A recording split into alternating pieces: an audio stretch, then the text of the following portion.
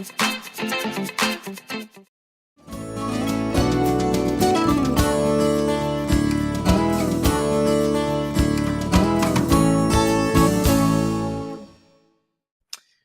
it going, everybody? This is Criptobud checking in with you guys. Hopefully everybody's having a great day wherever you guys are, and you are hanging in there in this crazy market that we're getting.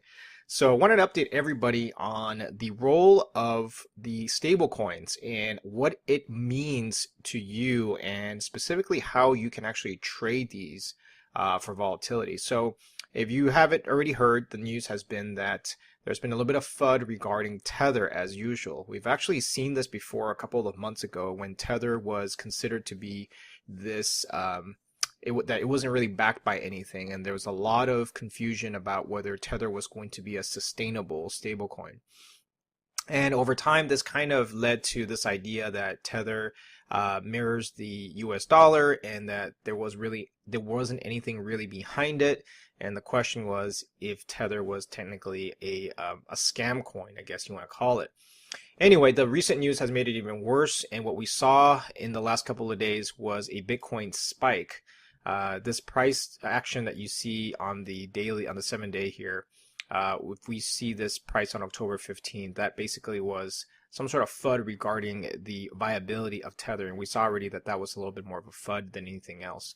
Now, the big question here is, how should you go about handling this? And I know this for a fact because I use Tether all the time, especially when I'm trying to weather that volatility with Bitcoin. But if I know that Tether is not, let's just say that it's not sustainable, or there isn't any reserves, or they're suspending any withdrawals, then that kind of raises suspicions on the viability of that. In fact, we've actually had a couple of news pieces about Bitfinex limiting withdrawals for USDT, and also fiat deposits, things like that. So there's actually a lot of confusion regarding this idea of clamping down on the Tether. And so rather than speculating whether it is or it isn't, let's talk about some of the alternatives. So the function of Tether really serves two purposes. One is to stabilize the volatility and to preserve the amount of money purchasing power you have when even larger coins like Bitcoin drops.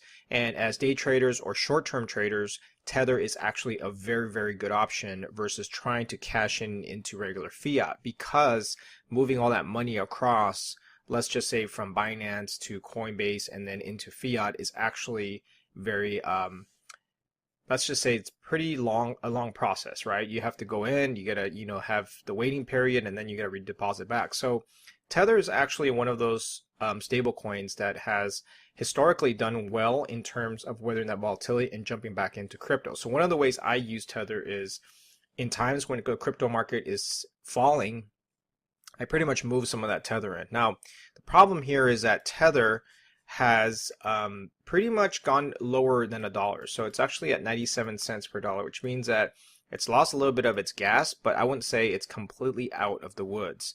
It's not, let's just say, I think it was really kind of a knee-jerk reaction towards that news. And so what you saw here October 15 with Tether actually dropped to about 8 cents underneath the dollar. So it's supposed to be trading at $1 all the time, but because of that FUD, we end up getting that. Now, I personally think that there is a lot of, let's just call misdirection in terms of bringing Tether down. Now, I don't know for a fact if the rumors are true or not, because unless you are the one who's actually holding the Tether vault, they basically have to audit that to see if they actually have those reserves. So I personally think it could be something set up by the competition.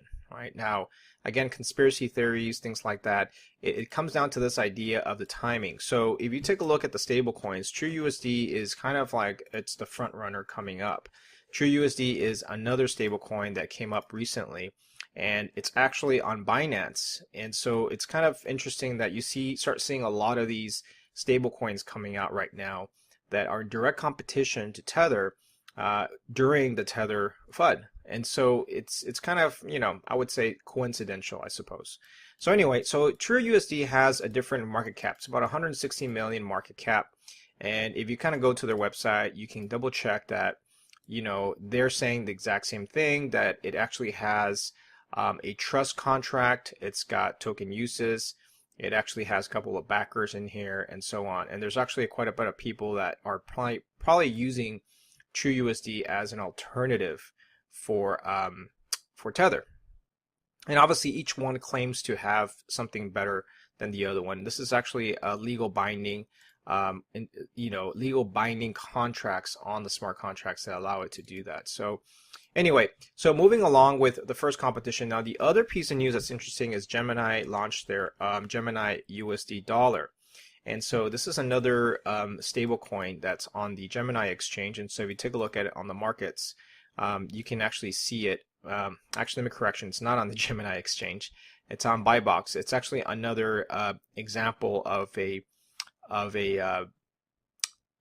coin that's considered to be this stable coin as well. So let's go ahead and take a look at the website real quick for the Gemini dollar. Okay, so Gemini dollar is actually issued by the Gemini Trust Corporation. It's in New York, and I believe it's part of the Gemini exchange. Now, the way it works is that they actually have an audit trail, and they have a U.S. deposit that's actually examined to a 1-to-1 ratio. And so here you can actually see the reports making sure that they actually have what they have. And so they actually click on this. You can see that they actually have an independent accounting firm that goes ahead and verifies the actual amount. So that was really what it came down to. This idea of that you can actually verify the holdings that is actually pegged to. So if you have $100 million, you're going to have 100 million Gemini dollars, and so on. And so this is actually important because it provides a little bit of trust into this idea of these stable coins. And so the idea here is using these stable coins to weather that volatility. So in a nutshell, how do we go ahead and use this to advantage between all these stable coins that are coming out? The reality is this, is that unless it can verify these funds, you're always going to have this FUD factor. And the FUD factor indicates like, oh yeah, I think Tether is scamming people because it doesn't actually have those reserves. It's going to print money, and then Bitcoin's going to run because of the Tether. That's never going to go away. And until that changes, some of these competitors are going to start eating into Tether's market share. Now, whether that's true or not, whether it's FUD or it's not FUD, the reality comes down to this. It's that stable coins are going to be a very key part of the entire ecosystem. Now, they're not going to rise in price because stable coins' main purpose is to move in and out of the asset classes. Bitcoin obviously is going to be the de facto one where we already know that there's a set number of coins out there. You can't really mint anymore. The other three are definitely centralized. So the way I'm looking at this is kind of hedging your bets in terms of which is your best stable coin. Rather than go all in on USDT, I would definitely take advantage of the other stable coins, but I would not go 100% all of them because the volume is so low. So if you take a look at Gemini, they only got about $100 million market cap. Well, Tether still has a $2 billion market cap. And remember that Tether actually wasn't that high in the past. It was actually pretty low, down in the 50 range.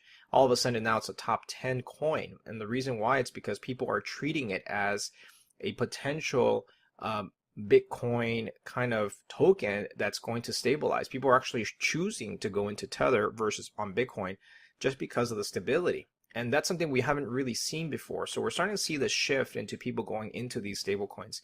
And I think that although the price appreciation may not be up there, it shows you that people are just waiting to pounce on another crypto. And so when that move happens, you're going to see an influx into some of these other larger crypto coins. And these stable coins are definitely going to be something that I'll be watching out for.